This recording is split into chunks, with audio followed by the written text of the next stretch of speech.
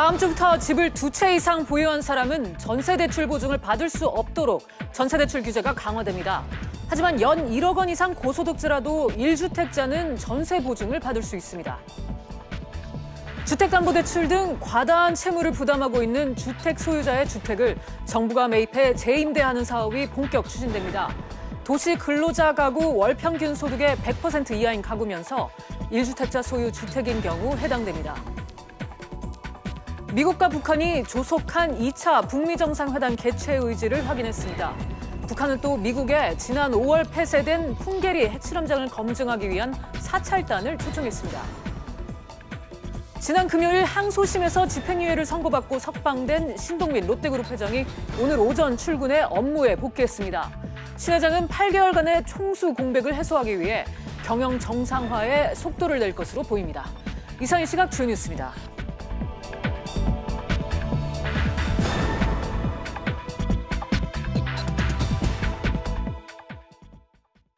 (9.13) 부동산 대책의 후속 조치들이 속속 시작됩니다.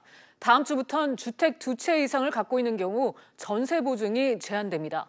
논란이 됐던 부부 합산 소득 1억 원 이상 1주택자의 경우 민간 보증기관에서는 보증이 가능하도록 정리됐습니다. 취재기자 연결합니다. 김한진 기자. 네, 김한진입니다. 네, 정부가 전세 보증 개편과 관련해서 구체적인 가이드라인을 내놨죠. 네, 오는 15일부터 2주택 이상의 다주택자는 원칙적으로 전세 보증을 받지 못하게 됩니다.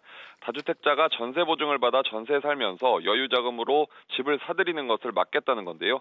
주택금융공사와 주택도시보증공사 등 공공기관뿐만 아니라 민간회사인 SGI 서울보증까지 다주택자에게는 오는 15일 이후 발생하는 신규 전세자금 대출에 대한 보증이 전면 금지되는 겁니다.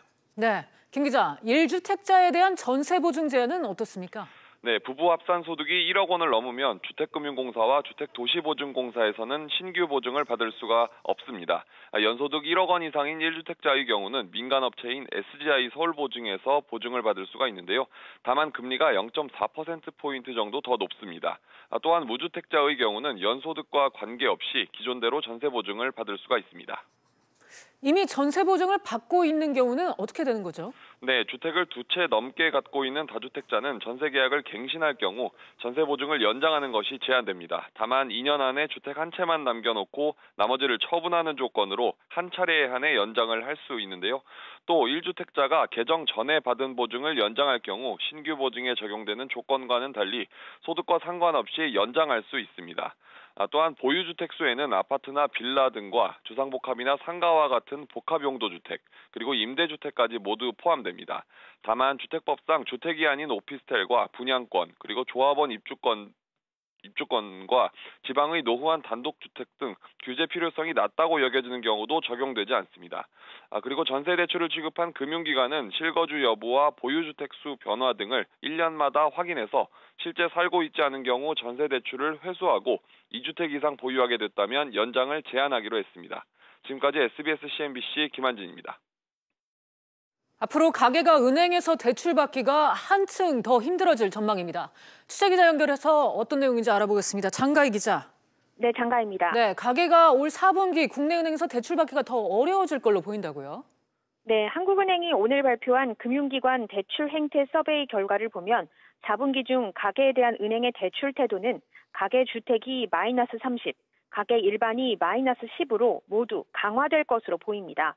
주택대출의 경우 정부 규제 영향으로 대출 심사 강화가 이어질 것으로 보이는 데다 DSR 관리지표 시행으로 신용대출을 포함한 일반 대출까지 어려워질 것이란 평가입니다. 이 때문에 가계의 주택담보대출 수요는 관망세를 보이면서 소폭 줄어들겠지만 일반 대출은 생활자금 수요가 커지면서 늘어날 것으로 보입니다. 가계의 신용위험 지수도 오를 것으로 예상되는데요. 대출금리 상승으로 인한 채무 상환 부담 증가, 지방 일부 지역의 집값 하락 가능성 때문입니다. 비은행 금융기관에서도 채무 상환 능력 저하 가능성 등으로 차주 신용 위험이 커질 것으로 내다봤습니다. 네, 그러니까 가계에 대해서 은행의 대출 태도는 앞으로 이제 강화될 것이다 이렇게 전망이 됐는데 그렇다면 기업에 대한 은행들의 대출 태도는 어떻게 전망됩니까? 네, 대기업의 경우 국내은행의 대출 태도가 전분기보다 소폭 강화될 것으로 나타났는데요. 미중 무역 분쟁 심화에 따른 수출 둔화 가능성에 신용 위험도도 함께 높아질 것으로 예상됐습니다. 중소기업의 경우 대기업 협력업체의 실적 부진과 대출금리 상승으로 채무 상환 부담이 예상되면서 신용 위험도가 오를 것으로 관측됩니다. 지금까지 SBS CNBC 장가입니다. 과도한 대출로 원리금 상환이 어려운 이른바 한계 가구의 주택을 정부가 매입한 후 재임대하는 사업이 다음 달부터 시행됩니다. 자세한 내용 취재기자 연결해 알아보겠습니다. 조슬기 기자. 네, 조슬기입니다. 네, 구체적으로 어떤 사업인가요? 네, 쉽게 말해서 빚을 감당하기 어려운 1주택자들의 집을 정부가 사들여 이를 다시 기존 집주인에게 임대하는 사업입니다. 기업들이 보유하고 있는 자산을 매각한 뒤 다시 빌려 쓰는 매각 후 재임대, 이른바 세일 앤 리스백 방식을 주택에도 적용했다고 보시면 되는데요.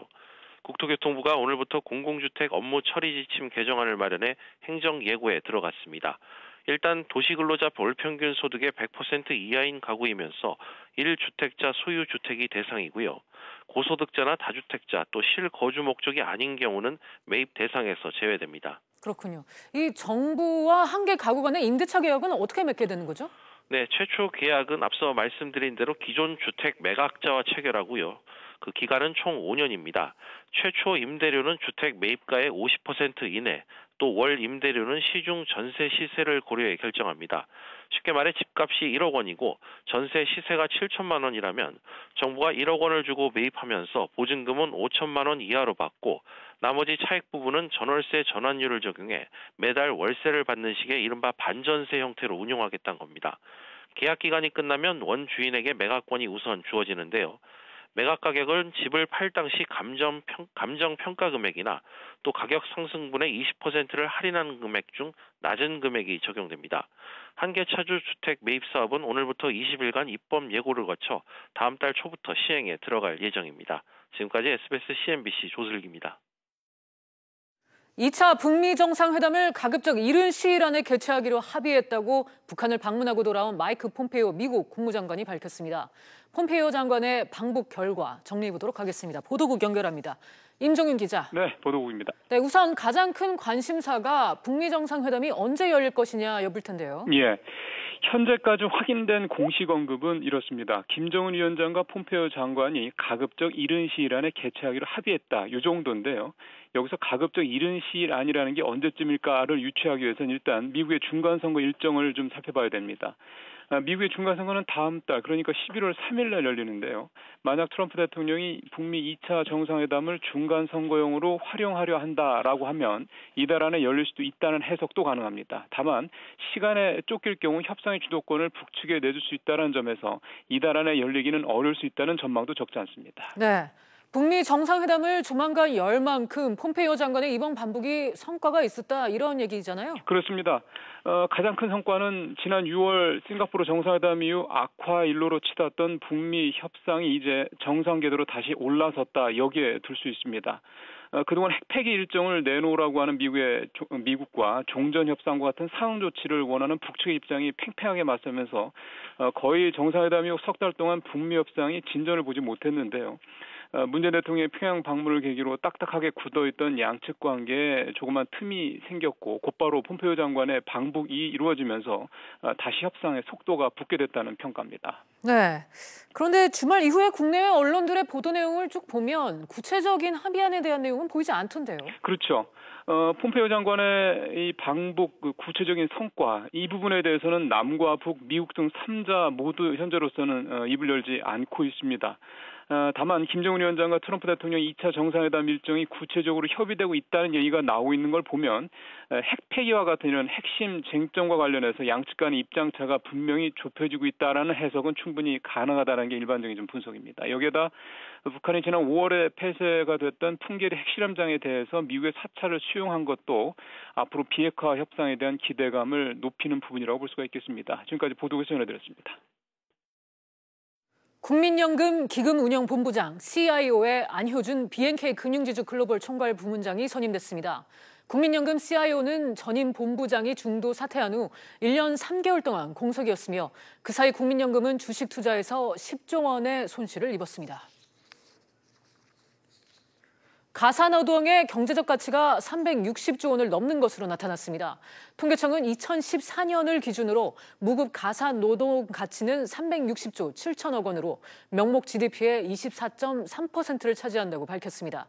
1인당 무급 가사노동 가치는 710만 원으로 집계됐습니다. 지난주 금요일 집행유예로 석방된 신동빈 롯데그룹 회장이 곧바로 경영일선에 복귀했습니다. 8개월 만에 복귀인데 우선 신 회장 부재로 전면 중단됐던 롯데그룹의 투자와 고용 등이 재개될 전망입니다. 취재기자 연결하겠습니다. 이대종 기자. 네, 이대종입니다. 네, 신동빈 롯데그룹 회장이 오늘부터 복귀했다고요? 네, 신 회장은 오늘 오전 9시쯤 서울 잠실 롯데월드타워로 출근했습니다. 신 회장은 롯데월드타워 1층 로비에서 경영 복귀 첫날 소회 등을 묻는 기자들의 질문에 아무 대답 없이 빠르게 18층 집무실로 향했습니다.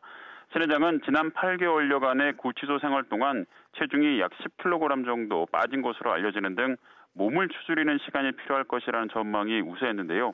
결국 그룹 재정비에 시간이 부족하다 이렇게 판단한 것으로 보입니다. 신 회장은 출근 직후 황각규 부회장을 비롯한 4개의 사업부문장을 만나서 각종 경영 현안을 보고받고 회의를 진행한 것으로 알려졌습니다.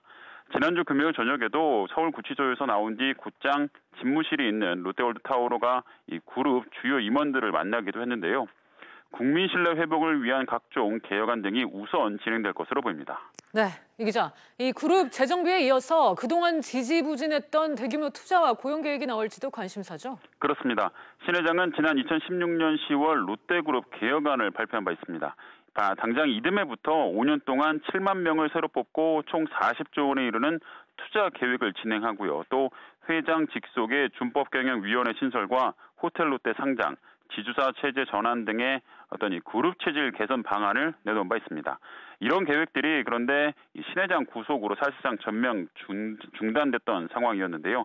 지난해 투자액도 7조 원, 신규 채용도 13,000명 선에 그쳤습니다. 이 때문에 신 회장이 이번에 풀려나오면서 당시 제시했던 청사진을 좀 더 구체적으로 내놓을 것으로 관측되고 있습니다. 지금까지 SBS CNBC 이대종입니다. 북미 관계가 숨가쁘게 돌아가고 있는 가운데 박용만 대한상의 회장이 북쪽 인근에 방문에 나섰습니다. 자세한 내용 취재기자 연결해 알아보겠습니다. 최나리 기자.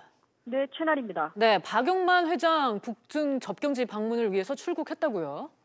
네, 박용만 회장이 어제부터 3박 4일의 일정으로 중국을 방문합니다. 중국 동북부 지린성의 옌지, 훈춘과 랴오닝성의 단둥 등 3개 지역을 둘러보고 올 계획입니다. 재계에 따르면 향후 남북 경협을 위한 실질적 협력 방안 모색이란 공식 목적의 출장인 만큼 현지 경제개발 특구와 물류기지 등을 살피고 향후 남북 경협 가능성에 대비한 밑그림을 그릴 것으로 보입니다. 네, 그동안 대한상의가 남북 경협의 선봉 역할에 설 것이다 이런 분위기가 있었는데 현실화되는 셈 아닌가요? 그렇다고 볼 수 있습니다. 물론 대한상의 측은 박 회장의 이런 행보가 남북 경협의 구체화로 비춰지는 시선에 대해서는 조심스러워하고 있습니다. 하지만 이번 출장에 동행한 이들을 살펴보면 남북 경협과의 관련이 있을 개연성이 높습니다. 임원진은 대구, 창원, 성남, 파주 등 지역상의 회장단 4명과 서영경 SGI 원장, 강호민 국제본부장입니다. 지난 5월 출범한 SGI, 즉 대한상의 산하의 싱크탱크 연구소인 지속성장 이니셔티브는 남북 경협 문제를 다룰 가능성이 높은 것으로 관측되고 있습니다. 나아가 과거 대한상의가 국제상업회의소를 통해 북한 조선상업회의소와 교류했던 점에서 남북 경협과 교류가 구체화되는 단계에선 역할이 강조될 것이라는 전망도 있습니다. 지금까지 SBS CNBC 최나리입니다. 미래에셋대우의 홈트레이딩 시스템인 HTS가 접속 지연 문제를 일으켜 주식거래 고객의 불편을 겪고 있다고 합니다. 어떻게 된 일인지 취재기자 연결해 자세히 알아보겠습니다. 김성현 기자. 네, 김성현입니다. 네, 미래에셋대우의 HTS 접속이 지연되는 이유는 뭡니까? 네, 미래에셋대우는 차세대 전산 시스템에 접속이 몰리면서 일부 서버의 과부하를 원인으로 추정하고 있는데요. HTS 접속 장애의 정확한 원인은 파악 중인 것으로 알려졌습니다. 차세대 전산 시스템은 미래에셋대우가 전산 장애를 개선하기 위해 지난 5월 개발에 착수해 오늘 처음 선보인 시스템인데요. 미래에셋대우에 따르면 오늘 장 시작 이후 일부 서버의 접속이 지연되면서 1시간 정도 주식거래 주문이 입력되지 않는 장애가 발생했습니다. 그러면서 HTS 고객들의 문의와 항의 전화가 잇따랐는데요. 미래에셋대우는 현재 일부 고객에 한해 HTS 접속이 지연되고 있다며 모바일 트레이딩 시스템이나 지점 거래 등으로 안내하고 있다고 밝혔습니다. 네, 고객들의 불만이 상당히 클 것 같은데 피해 고객들에 대한 보상은 이루어지긴 하나요? 네, 미래에셋대우 측은 매도에 문제가 있을 시 규정에 근거해 보상할 예정이라고 밝혔는데요. HTS 고객 가운데 오프라인 주문을 낸 고객에게는 온라인 수수료를 보존해줄 계획입니다. 앞서 미래에셋대우는 지난해에도 HTS와 MTS 오류로 고객들이 불편을 겪은 바 있는데요. 지난해에 이어 올해도 전산장애가 발생하면서 미래에셋대우에 대한 고객들의 신뢰가 크게 떨어질 것으로 보입니다. 이런 가운데 금융감독원도 미래에셋대우 전산장애와 관련해 모니터링에 착수했습니다. 지금까지 SBS CNBC 김상현입니다. 오너 리스크에 대해 가맹본부 배상 책임을 물고 대형 유통업체의 부당 감액에 대해선 3배 손해배상제가 도입됩니다. 이 같은 내용의 개정 법률안이 오늘 국무회의에서 통과됐는데요. 관련해서 정철진 경제평론가와 함께 얘기 나눠보도록 하겠습니다. 평론가님 어서 오세요. 네, 안녕하십니까. 네, 그간 이제 김상조 공정거래위원장이 이른바 이제 갑질 행태에 대해서 비판의 목소리를 계속 높여왔었고요. 이런 행태를 이제 근절시키겠다 강력한 의지도 내비쳐 왔습니다. 이제 그 움직임이 본격화되고 있다 이렇게 볼 수 있겠죠. 그렇습니다. 현재 문재인 정부의 경제 정책을 보면 크게 3가지 축 아니겠습니까? 소득주도 성장이 있고요. 또 공정 경제가 있고 그다음에 혁신 성장이 있는데 그동안에 굉장히 잘할 줄 알았던 공정 경제 부분에 있어서 속도가 굉장히 좀 더뎠습니다. 그래서 거기에 대한 실망감도 많이 비춰졌는데 최근 들어서 이 공정거래위원회 행보가 굉장히 발빨라졌었고요. 최근에는 재벌그룹, 대기업들의 일감 몰아주기에 대해서도 뭐 엄격한 규제를 제시를 했고 바로 오늘이죠. 하도급법, 가맹업법, 유통업법 그동안에 우리 사회에 갑질 논란이 컸던 이런 것들을 제한하는 법들이 줄줄이 국무회의를 통과하면서 드디어 문재인 정부의 공정 경제가 본격화되는구나, 공정의 횡보가 발빨라지는구나라는 것을 알 수 있을 정도로 굉장히 기대감이 높은 그런 상황입니다. 네, 많은 분들이 이제 긍정적인 신호로 끄덕일 것 같은데 일단 내용을 좀 보겠습니다. 원 사업자가 하도급 대금을 부당하게 깎거나 기술을 이용할 때 한 차례만 고발돼도 공공 입찰 참여가 제한이 된다. 이제 이런 얘기가 나오는데 원 스트라이크 아웃제입니다. 이 내용부터 네. 자세히 짚어주시죠. 그렇습니다. 첫 번째로 통과된 게 이제 하도급법 관련한 사항들인데요. 현재 납품 단가 후려치기가 그동안 우리 사회, 우리 경제계에서 가장 큰 문제 아니었습니까? 네. 그래서 이번에 통과된 개정안의 내용을 보면은 이 납품 단가, 이 대금 부담을 부당하게 결정하거나 혹은 부당하게 후려치기라고 하죠. 감액을 하거나 또 하나 자기의 이 하청업체의 기술을 유출하거나 혹은 유용했을 때 대해서 엄격 처벌을 하게 되는데요. 이제 이런 경우에 그동안에서 공정위는 벌점을 매겼습니다. 그런데 네. 방금 얘기했던 그런 상황, 납품단가 후려치기라든가 하도급 업체의 기술을 유출했을 때는 바로 벌점을 5.1점을 줍니다. 네. 그런데 현재 우리 공공사업에 발주해서 벌점이 5점이 넘으면 아예 입찰 참여가 안 되거든요. 그래서 원 스트라이크 아웃제라는 건 뭐냐? 바로 벌점이 5.1점이 넘어가기 때문에 이런 업체는 이제 바로 한 번만 잘못을 해도 공공 입찰에서는 완전히 배제되기 때문에 굉장히 강력한 또 하도급 부분이 통과가 됐습니다. 그렇군요. 그러니까 실질적으로 벌점을 5점으로 놀린 것 자체가 원 스트라이크 아웃이 돼버리는 거죠. 이제 이렇게 볼 수 있다 이런 그렇습니다. 말씀이셨고요. 그러니까 이제 중소상공인이 일한 만큼 이제 제대로 된 보상을 앞으로 받게 하겠다 이런 취지로 해석을 할 수 있을까요? 그렇습니다. 우리가 그동안에 이제 작지만 강한 기업, 강소기업을 많이 배출하자라는 걸로 노력을 많이 했는데 지금과 같은 대기업 재벌구업이 있고 1차, 2차, 3차 협력이 주종 관계를 이루는 한 저는 힘의 불균형이 있는 한 그런 작지만 강한 기업이 나오긴 굉장히 힘들거든요. 거기에 첫걸음을 이번에 뗐다 이렇게 평가할 수 있겠습니다. 네, 사실 프랜차이즈 업계에도 여러 가지 갑질 논란이 있었습니다. 이른바 이제 오너 리스크에 따라서 브랜드 이미지가 실추돼서 또 매출 감소 등의 피해가 발생을 하기도 했는데 그런 피해가 발생할 경우에 이제 가맹점주가 고스란히 받기도 했거든요. 이번에 이제 그런 피해 대응 방안도 나왔죠. 그렇습니다. 현재 오늘 국무회의 통과된 법 중에서 이 가맹업법이 가장 언론에 많이 관심을 받고 있는데 아마 우리에게 익숙한 프랜차이즈 업체에 해당하는 법이기 때문에 그런 것 같습니다. 크게 2가지 내용이 있는데요. 먼저 첫 번째 내용이 방금 말씀하신 그겁니다. 이 프랜차이즈 본사의 잘못, 그리고 프랜차이즈 본사의 주인이죠. 네. 오너 일가의 잘못, 프랜차이즈 본사의 임원의 잘못인 경우에 그동안에는 이거를 어떻게 사적 계약으로 배상을 받아낼 수밖에 없었거든요. 근데 이번 가맹업법 개정안을 보면은 여기에 대해서 엄단한다, 처벌한다는 규정이 집중적으로 아주 구체적으로 명시가 돼 있습니다. 이게 법에 오너의 잘못 때문에 해당 가맹점들이 피해를 봤을 때 배상한다라는 게 있는 것과 없는 것이 완전히 다릅니다. 법에 있을 때는 그다음에 민사계약의 소송에 있어서도 굉장히 유리하거든요. 그렇겠네요. 그래서 첫 번째 사안이 바로 이 점들. 뭐 그동안에 우리가 호식이 치킨 또 뭐 많지 않았었습니까? 많았었죠. 이런 것들에 대한 처벌 규정이 굉장히 강화됐다는 점을 꼽을 수 있겠습니다. 네, 그동안 그러면 오너리스크 때문에 프랜차이즈 가맹점주들이 정말 고충이 많았는데 그에 대해서 좀 해소할 수 있는 게 이제 법적으로 보장을 받을 수 있게 됐습니다. 네. 또 최근 단체 활동을 하고 있는 가맹점에 복수한 피자 애땅이라는 이제 프랜차이즈를 두고도 시끌시끌하지 않았습니다. 네. 이번에 이제 개정안이 가맹점주의 힘을 보탤 수 있을까요? 네, 이번 피자 애땅 사건과 굉장히 관련 깊은 사안이 이번에 가맹업법에서도 개정안에 또 하나 포함이 돼 있는데요. 앞서 말한 이 피자 애땅 같은 경우에는 이제 가맹점주들이 모여가지고 어느 정도 이제 교섭단체를 구성한 거예요. 워낙 이제 본사 횡포에 심해가지고. 근데 그런 경우에 피자 애땅 본사가 의도적으로 뭐 갑자기 위생점검을 나가서 뭐 여기 규정에 탈락됐다 해가지고 계약을 일방적으로 취소한 이런 사례에 대해서 현재도 가맹업법에서 규정이 돼 있거든요. 그래서 아마 이 피자 애땅도 뭐 15억 넘는 그런 벌금을 받았는데 앞으로는 이렇게 이 가맹점주 단체가 모이는 곳에 대한 것들을 이번 개정안에는 굉장히 명확하게 명시를 했습니다. 그래서 가맹점주 단체는 당연히 이런 단체를 만들 수가 있고요. 또 하나 이들이 모여서 본사에게 대해서 협상력을 굉장히 높일 수 있는 규정이 함께 포함이 돼 있습니다. 네. 그래서 어떤 수가 요구할 경우에는 협상 테이블에 나와서 협상에 응해야 된다라는 것들이 구문이 들어감으로써 이번에 가맹업법에서는 앞서 말한 오너 일가의 뭐 갑질에 대한 처벌뿐만이 아니라 가맹점주 단체 협약에 대한 단체 협상력을 높인 부분도 함께 포함이 돼 있습니다. 그렇군요. 한편 대형 유통업체의 갑질 행위를 규제하는 개정안도 통과됐습니다. 갑질로 인해 피해를 입은 납품업체 등의 피해액의 3배까지 배상받을 수 있게 한 건데요. 이 역시 이제 경제적 약자인 납품업체의 권익이 한층 강화됐다. 이렇게 볼 수 그렇습니다. 있겠네요. 이번에 국무회의 통과한 세 번째 법이 대규모 유통업법인데요. 네. 이번 관련 내용들을 좀 보면은 뭐 대규모 유통업 본사, 뭐 백화점 같은 곳들이라고 생각하시면 될 것 같습니다.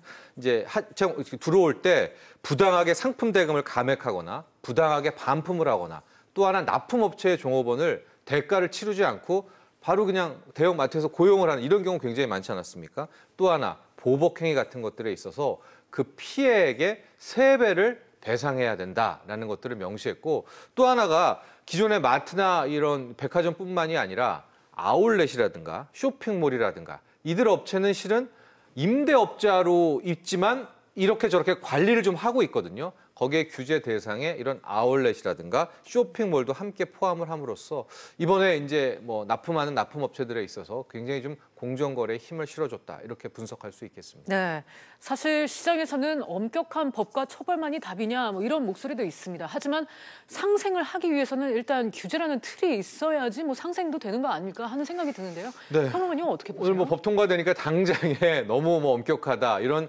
사적인 계약을 뭐 국가가 법으로 이렇게까지 해야 된다는 지적도 있긴 하지만요. 그동안의 운동장 자체가 굉장히 기울어져 있었습니다. 즉 뭐 갑이라고 하죠. 프랜차이즈 본사라든가 유통 본사들에게 굉장히 유리한 구조인데다가 피해가 막급했기 때문에 이 기울어진 운동장을 일단은 평평하게 하고 출발한다는 차원에서 이번에 뭐 3가지 넘는 관련한 법들 통과의 의미를 찾아볼 수 있겠습니다. 네, 오늘 개정 법률안의 통과로 인해서 을들이 어느 정도 좀 힘을 받을 수 있게 된 것 같습니다. 오늘 말씀 여기까지 듣겠습니다. 감사합니다. 감사합니다. 이 시각 증시 상황 함께 살펴보시죠. 오늘 우리 증시 혼조세로 출발했습니다. 특히 코스피가 미국 국채금리 급등 등 불안한 글로벌 증시의 영향으로 외국인의 매도세가 이어지면서 하락세를 보였는데요.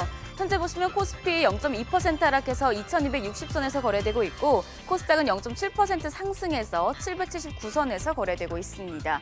코스피 먼저 살펴보겠습니다. 수급 상황입니다.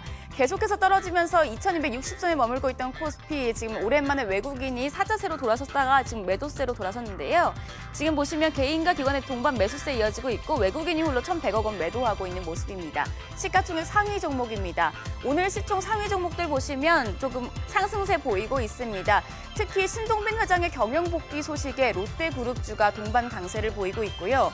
반대로 이번에 고양 저유소 탱크 화재 사건으로 대한송유관공사의 최대 주주인 SK이노베이션은 좀 타격을 받은 모습입니다. 이외에 LG전자는 3분기 실적이 시장 기대에 못 미치면서 마찬가지로 약세권 보이고 있습니다. 코스닥으로 넘어가 보겠습니다. 코스닥 수급 상황입니다. 수급 보시면 현재 개인이 홀로 매도하고 있고 외국인 기관의 동반 매수세 보이고 있습니다. 시가총액 상위 종목도 같이 보시겠습니다. 2차 전지에 대한 증권사들의 긍정적인 평가 속에 코스트캠텍이 좋은 흐름 이어가고 있고요. 어제 폼페이오 국무장관의 4차 방북 소식이 들리면서 남북 경협주가 강세를 보이고 있습니다. 지금까지 증시 상황 살펴봤습니다. 오늘 저희가 준비한 내용은 여기까지입니다. 시청해주신 여러분 고맙습니다.